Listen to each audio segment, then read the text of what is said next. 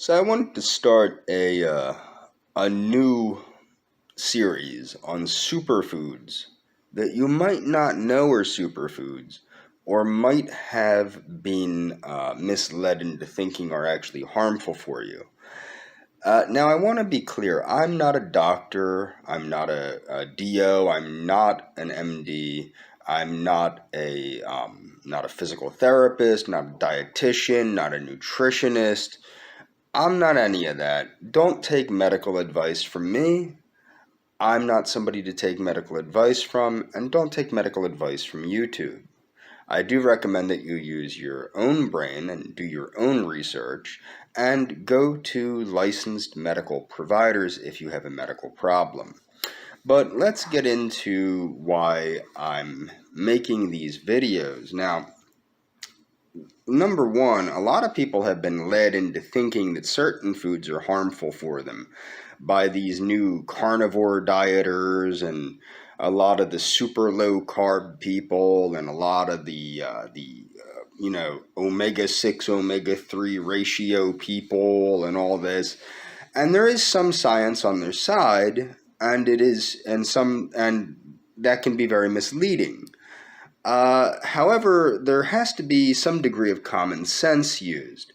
Now, I had stopped using canola oil based on I stopped using all oils because I tried the starch solution by Dr. John McDougall. I cut all oils out of my diet and used nuts and seeds and things like that extremely sparingly as per the diet as a self-experiment. As I've mentioned before, and my health began to decline, actually. And then it took some common sense. I had to realize, as a former personal trainer, I actually seem to know a lot more about nutrition than Dr. McDougall does. And I started realizing I got back on my high protein, moderate fat, lower carbohydrate vegan diet, essentially kind of like a vegan Atkinsy kind of diet. And my health started improving. Why did I include canola oil back in my diet? A lot of people think canola oil is the most evil of the oils and it's going to cause cancer and all this. It's not. Canola oil is an extremely healthy oil. And I think a lot of it has been defamed because there are more, there's lobbies. Food companies have lobbies, and food production and food stuffs have competitors in the market. And I think that canola oil just kind of is its own it's a Canadian oil, eh? It's probably neutral. It probably doesn't fight back very hard, eh? But the thing is, canola oil has a number of benefits to the heart. It's very high in ALA, which is a plant-based omega-3 fatty acid.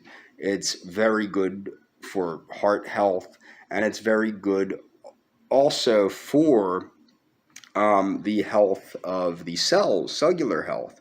It also seems to help in body composition, in getting rid of excess body fat. Now, a thing that people might take into consideration is the predominant fat, although it has about 11% omega-3s, it has a very abundant amount of monounsaturated fat, which acts to stabilize the oil. Okay? And this is what people don't understand. I'm a big fan of olive oil too, and I've gotten back to adding healthy fats to every one of my meals, usually every one of my meals. Not always, but most of the time I'm adding healthy fat to every one of my meals now again. And actually what makes my diet not an Atkinsy kind of diet is I am careful with the overall amount of fat in my diet. I don't go crazy with the amount of fat in my diet. And I'll get into that later in this video, actually. It may be a later video, but I'm going to get into that in this video because I've got some time here. So what you have to understand is the monounsaturated fat, which is the predominant fat in olive oil, stabilizes the omega-3 fatty acids. There isn't any monounsaturated fat in fish oil, which is why fish oil goes rancid so quickly. And the thing with olive oil is olive oil, despite the healthy phytochemicals, which is why you should be consuming olive oil, despite the healthy phytochemicals, it's not very high in omega-3 fatty acids. Now, I do think omega-3 fatty acids have been greatly hyped. And I started initially way back in 2003 or 2004, no, even before that, maybe 2002, I started taking omega-3 fatty acids when I read a book on, I forget the name of the book actually. If I remember it, if I figure it out, I'll put a link to it in the description, about brain health and the importance of omega-3 fatty acids and brain health and all that stuff. And I started taking fish oil back in the day, back before I was even a vegetarian. I was still taking it when I was a lacto-ovo vegetarian. So I was still taking fish oil through my pescatarian phase and my lacto-ovo vegetarian phase. So I was still taking it for the precious omega-3s.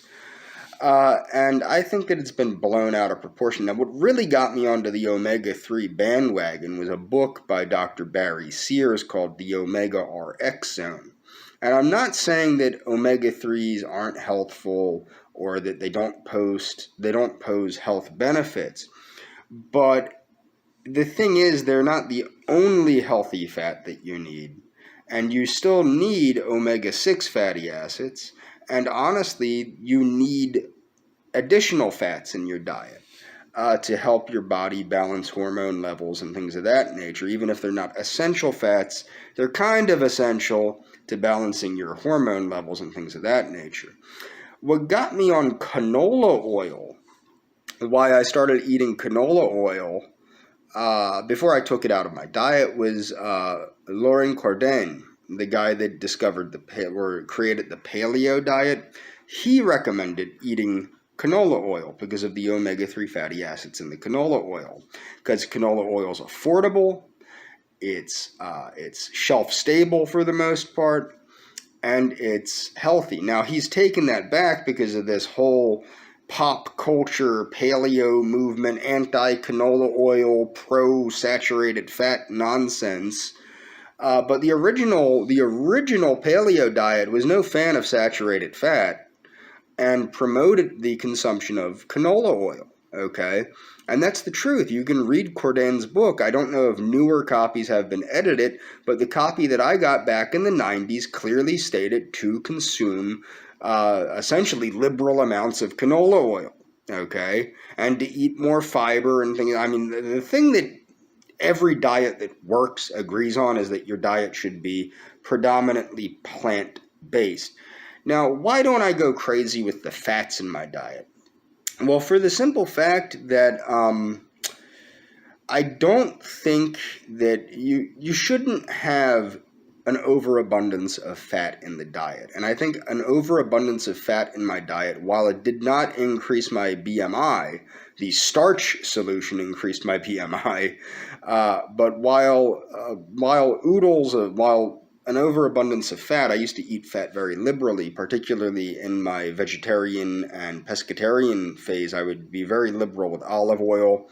And when I was a vegetarian, I was very liberal with like butter and olive oil and other healthy fats.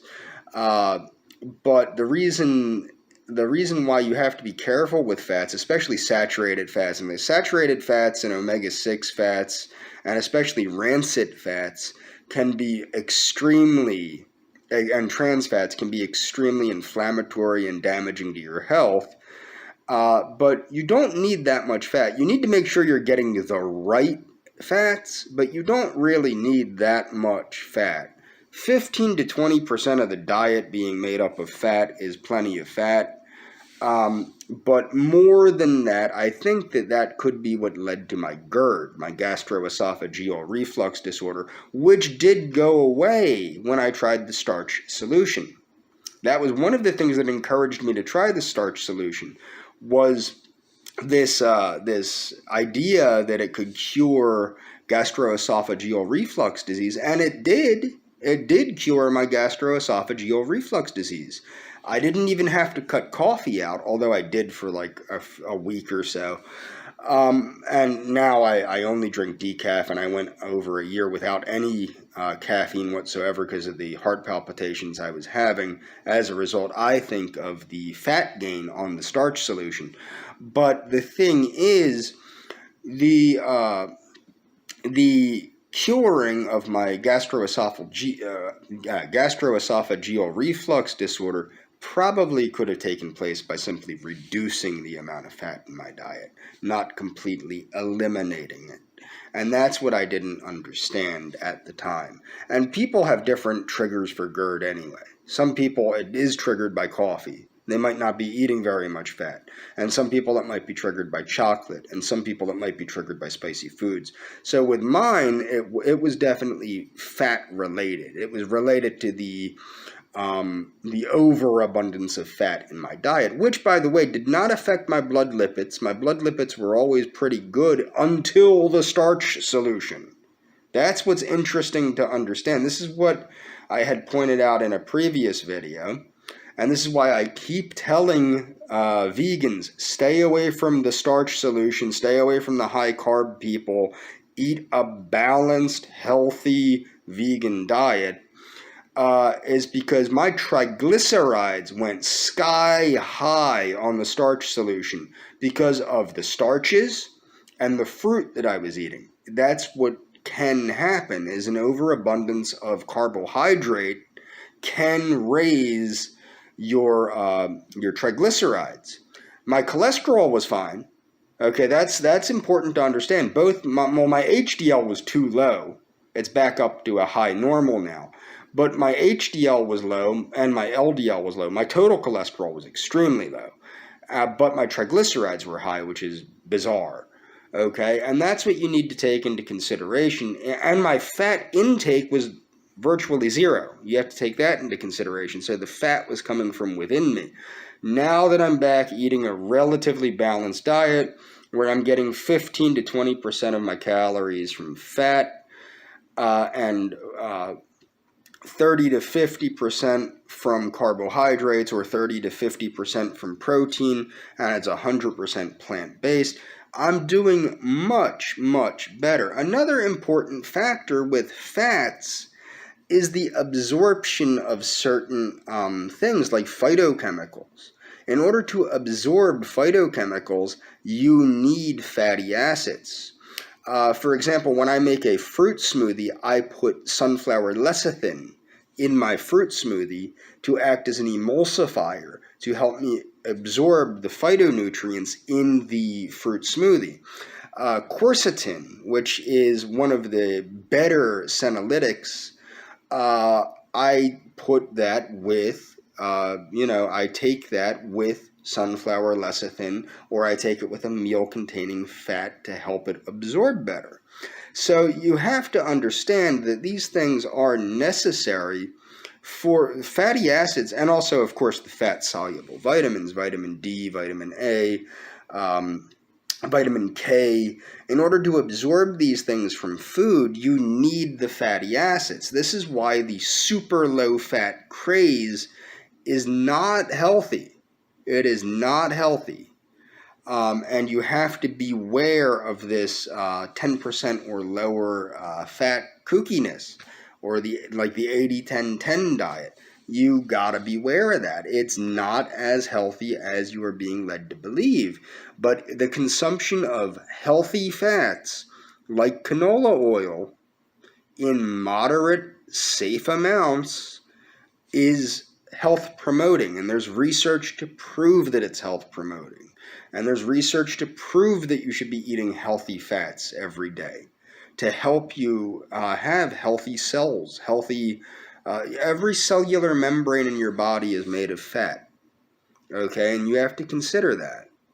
And that's all for this video. Follow the links in the description.